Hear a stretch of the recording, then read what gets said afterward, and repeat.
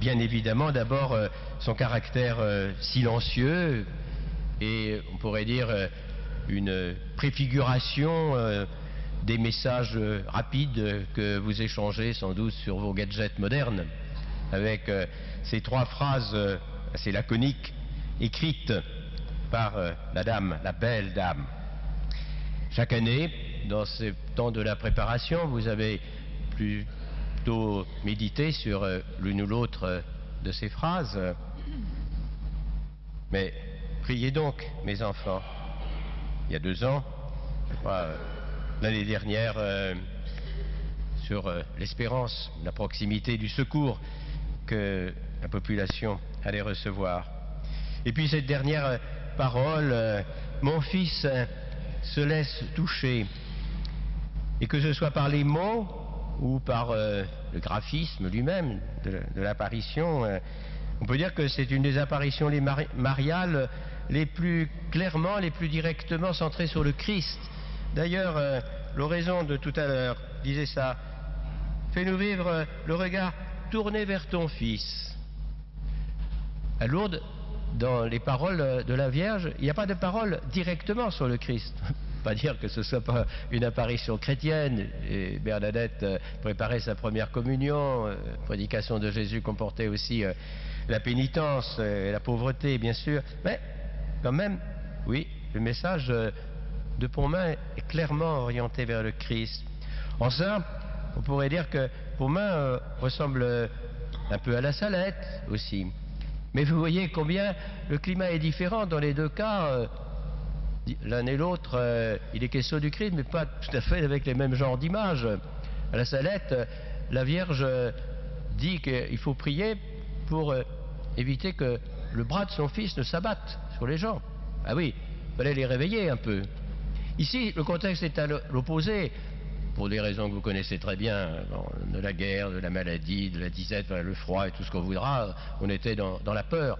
Donc il faut dire au contraire une parole qui, non pas qui rassure de façon trop facile, mais qui redonne aux personnes confiance. Et de fait, on le sait dans les récits, avant même que la guerre ne s'arrête, les gens avaient retrouvé confiance, ils n'avaient plus peur, je n'ai plus peur. Donc aujourd'hui, cette parole, mon fils se laisse toucher. Et moi j'aime beaucoup cette parole parce que c'est une parole extrêmement concrète. Et en plus, on a l'avantage, c'est écrit en français, donc il n'y a pas de problème sur la traduction. Mon fils se laisse toucher. Et je repense à bien des scènes de l'Évangile, mais une tout particulièrement. Vous connaissez cet épisode, il y a plein de monde autour de Jésus, tout le monde veut le toucher son vêtement. Et puis il y a une femme qui s'approche par derrière, une cananéenne, donc une païenne, et qui touche Jésus. Ou plus exactement, Jésus se laisse toucher et il perçoit qu'une grâce, une puissance est venue de lui et a guéri cette femme. Et alors l'entourage lui dit, mais tu es pressé de toutes parts, comment veux-tu qu'on te dise qui t'a touché? Tout le monde t'a touché. Non, pas tout le monde, quelqu'un. Et c'est justement, on pourrait dire presque le propre de Dieu, c'est une manière d'en parler, c'est que nous ne sommes jamais une masse, nous ne sommes jamais simplement un numéro ou un nombre, chacun est quelqu'un, chacun est unique, c'est tel homme, telle femme pour qui le Christ est mort. Il se laisse toucher physiquement par cette femme. Il se laisse toucher, ou plus exactement, Thomas n'ira pas tout à fait jusqu'au bout, mais dans les apparitions après la résurrection, avance ton doigt, mets ta main dans mon côté. Finalement, l'invitation de Jésus suffira, et sans doute Thomas n'a pas fait le geste. Mais Jésus s'apprêtait à accepter d'être touché par celui qui avait été d'abord incrédule. Il se laisse toucher, oh combien, dans les scènes de la Passion. Là, il n'est pas simplement touché, on peut dire son corps est martyrisé. Il reçoit la flagellation, un supplice horrible, très pénible. Bon, il reçoit la couronne d'épines, porte la croix, est crucifié.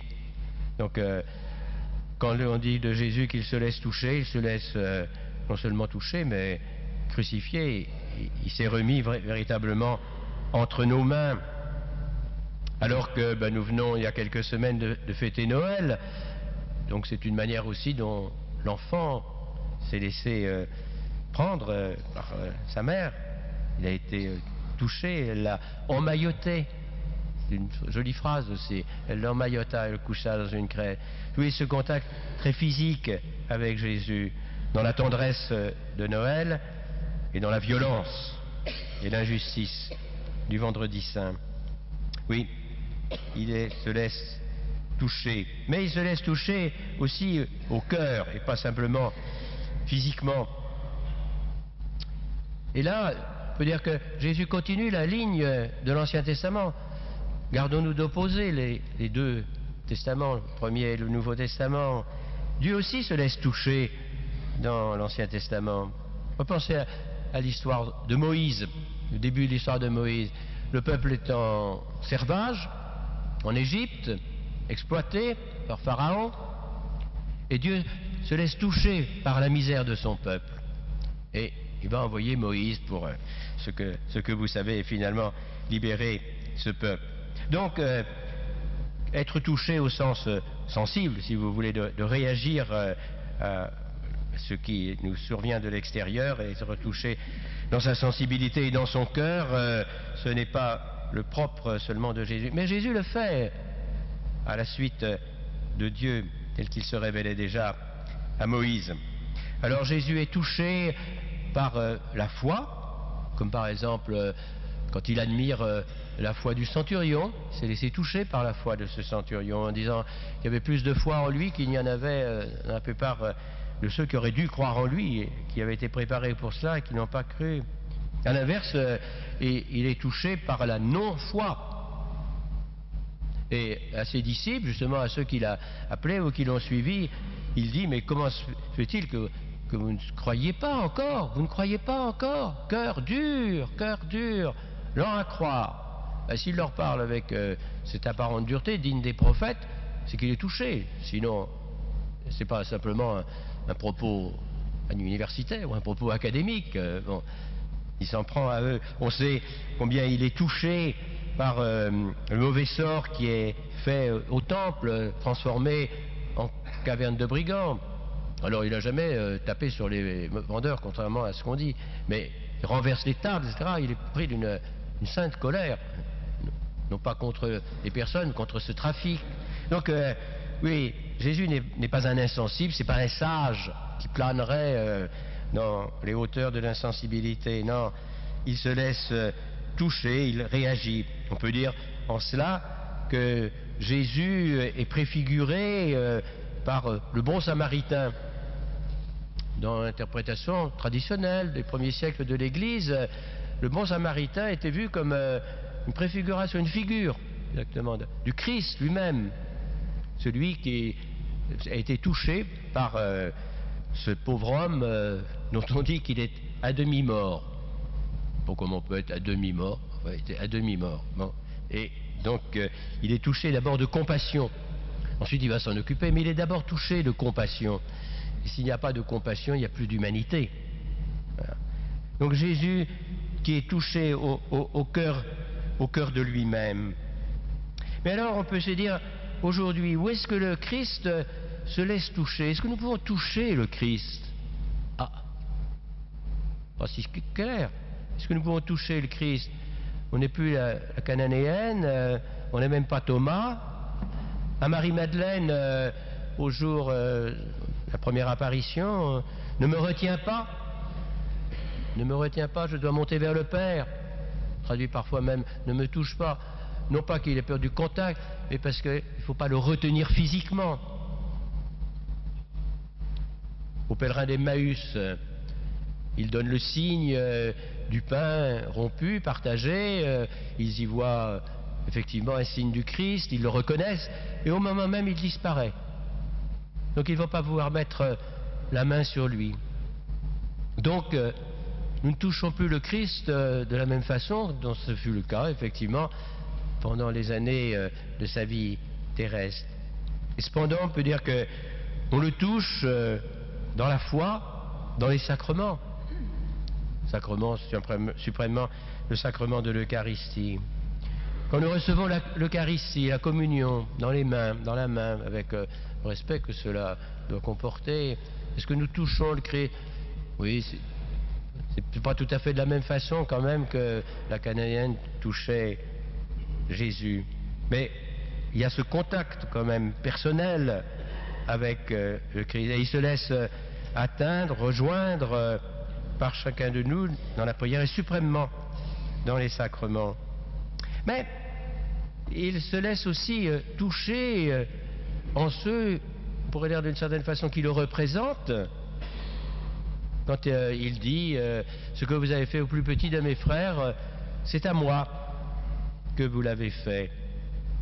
Ce que vous avez fait à celui qui avait soif, celui qui avait faim, celui qui était sans vêtements, celui qui était emprisonné, celui qui était malade, c'est à moi que vous l'avez fait.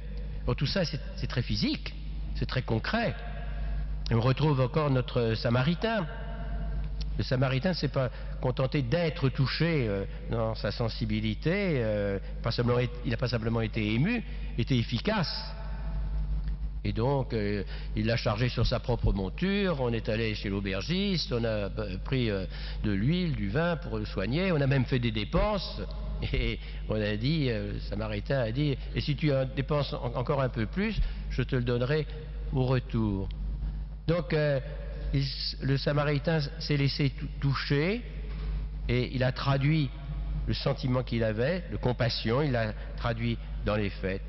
Et dans notre foi chrétienne, eh bien, nous croyons que tout ce qui est fait, effectivement, à l'égard de tous ceux qui sont dans le besoin, dans le malheur, nous le faisons envers Jésus. Et ce jugement dernier, comme dit le chapitre 25e de l'Évangile selon saint Matthieu, c'est pour toutes les nations. C'est même au-delà de ceux qui ont consciemment conscience de faire cela envers Jésus. Si bien que cette troisième phrase, écrite, dessinée dans le ciel par la Vierge de Pontmain, « Mon fils se laisse toucher », c'est une des phrases les plus simples, les plus pénétrantes et les plus synthétiques finalement de la vie chrétienne. Ça nous dit, en termes théologiques, ce qu'on appelle le mystère de l'incarnation. Mon fils se laisse toucher. C'est ce que dit saint Jean dans le début de sa première épître. Ce qui existait depuis le commencement, ce qui était auprès de Dieu depuis avant même les siècles, etc. Nous l'avons entendu, nous l'avons vu, nous l'avons contemplé. Et il ajoute, nous l'avons touché. Le même mot, nous l'avons touché. Donc mon fils se laisse toucher, c'est, oui, l'expression de ce qu'il y a de plus paradoxal et de plus magnifique en même temps, donc bien sûr, dans la foi chrétienne, c'est que l'infini, l'éternel, le spirituel, il s'est fait homme, il s'est incarné, il s'est fait chair, il s'est fait l'un de nous et il s'est laissé toucher. Il n'a pas simplement proféré des paroles, il s'est laissé toucher. Ce que nous avons touché du Verbe de vie. Vous mesurez l'audace, le paradoxe, le caractère presque incroyable de cette parole. Ce qui était auprès de Dieu de toute éternité, s'est laissé, nous l'avons touché.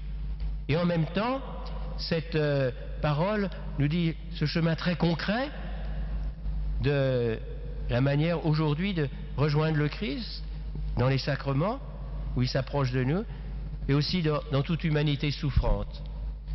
Alors que cette troisième année de préparation à votre jubilé soit sous le signe de la miséricorde qui fait que le Seigneur est venu jusqu'à nous et se laisser toucher par nous, mais la miséricorde qui est aussi active, efficace, en touchant le Christ à travers ses frères et sœurs souffrants. On peut dire que, sans doute, je ne sais pas si c'était prévu comme ça, mais la première année, quand il était question de la prière, c'était question surtout de la foi. Bientôt, il vous viendra secours, on peut dire que c'était l'espérance. Eh bien, cette troisième année, c'est celle de la charité.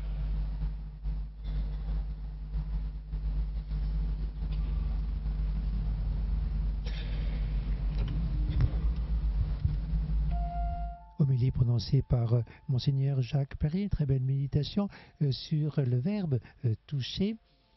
Et c'est vrai que au début, on avait compris ce verbe dans le sens figuré, donc la compassion du Christ. Et de plus en plus, on a insisté sur son sens propre. Oui, Jésus s'est laissé toucher par l'incarnation, comme disait Monseigneur Jacques Perrier. Nous avons là une des phrases les plus simples, les plus pénétrantes, les plus synthétiques de la foi chrétienne, le Verbe éternel qui était auprès de Dieu depuis tout temps, s'est fait chair pour qu'il puisse être touché par Marie quand il était bébé, par les apôtres, par tous les miséreux de Palestine qui voulaient chercher une guérison. En touchant simplement, je pense à cette femme qui a des pertes de sang et qui voulait toucher les franges du manteau du Christ. Et nous, chrétiens, comment pouvons-nous toucher aujourd'hui le Christ? Nous pouvons le faire par la foi, par les sacrements, et entre autres, bien sûr, le sacrement de l'Eucharistie, où nous touchons soit par la main, soit par la langue, le corps du Christ, et aussi par les pauvres.